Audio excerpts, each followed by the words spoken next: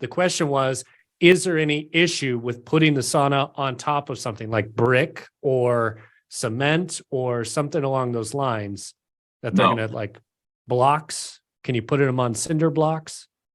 You can. You just want to make sure that the support ribs are supported. So if you flip the floor over, depends on which brand, but they all have support ribs, and you usually have like raised feet on some of those support ribs. You want to make sure that whatever platform you place it on catches those supports. Like you see these slats, let's just say this is the bottom of the floor, and you had a platform that wasn't completely flat, like with a sheet of plywood on top or solid brick or whatever. It was bricks with holes in it. You'd want to make sure that your support platform doesn't have gaps to where these support ridges wouldn't catch, because then it'll make the floor bow and you'll crack it. Right. You won't crack it, but it will bend. You know what I mean? Yeah. So Cortland had that really cool picture in there where they did a 2x2 framed platform. Yeah. And just trimmed it up, and it looks really cool if you look at the picture. Yeah, if you do a 2x4 platform and sheet it in plywood, that'll be fine. Or if you want to do brick pavers and then trim it out to where you can't tell they're pavers, or if you want to do a rubber membrane, like those guys, they cut the carpet out and the padding, and then they put a 2x4 platform on top of that. I would have just done it on top of the carpet. There's two things to that. The carpet usually has a tack strip on one side of where you're going to put the sauna, which can kind of make it go a little bit. So if that's the case, it's worth taking the carpet out to make sure your platform is flat. But the other thing is, if you do a wood platform directly on the slab, or if you do concrete blocks or brick pavers and you trim it out in wood, make sure there's a vapor barrier between the bottom of the sauna or the bottom of your platform and the raw concrete, because it will wick over time. It won't wick a lot, but it's enough. Is there an issue with putting like the pavers or bricks or whatever? Because, I know those freaking Minnesota basements get cold, man. It's cold. Like, is it, cement to cement there? No, it should be fine. I mean, if I were going to do it, I'd probably put a rubber horse trough mat in between them as an isolation barrier. You'd get a vapor barrier, and you'd also get a temperature barrier out of that. Most people, unless they're worried about flooding or don't have a sump pump or have had some type of issue in the back, in the equipment room, I'm visualizing, just put it on the carpet and it's fine. Or put it on the standard floor covering and it's fine. It sounds like there's no moisture barrier on the exterior skin of the backfilled wall. And then there's probably not a French drain system where the side walls tie into the footer, which you need to have gravel rock and then a textile grid on the exterior wall so the moisture comes in and down and then hits the drain and it's carried off. Oh, shoot. James has got one more. I posted a picture today of my sauna floor that is cracking. Matt mentioned to check the supports. Yeah, so he just circled it, and it's like got a big crack there and a big crack here and a little one there. Yeah, it looks like Clearlight Premier floor or Sanctuary. Yep, that is the Clearlight IS2. Yeah, first question would be, he's probably going to say no to all this stuff, but you have to start here to diagnose. First question would be the install location.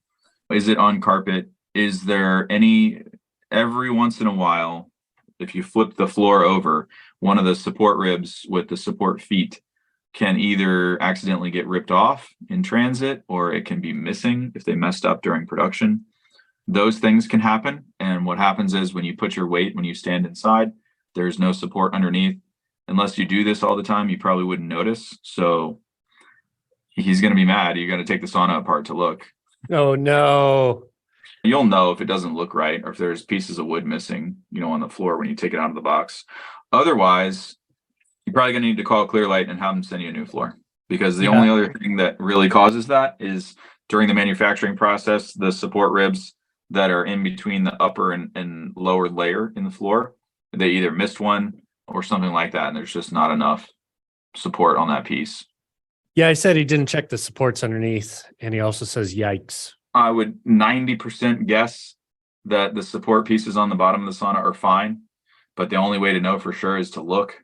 But either way, the fix for that is to likely get a new floor no matter what's wrong with it. Unless you're like an expert carpenter, there's no way that you're going to take the floor off, de-skin the top layer of the floor, and then fix the support that's under it and then stitch it back together with it's not reasonable.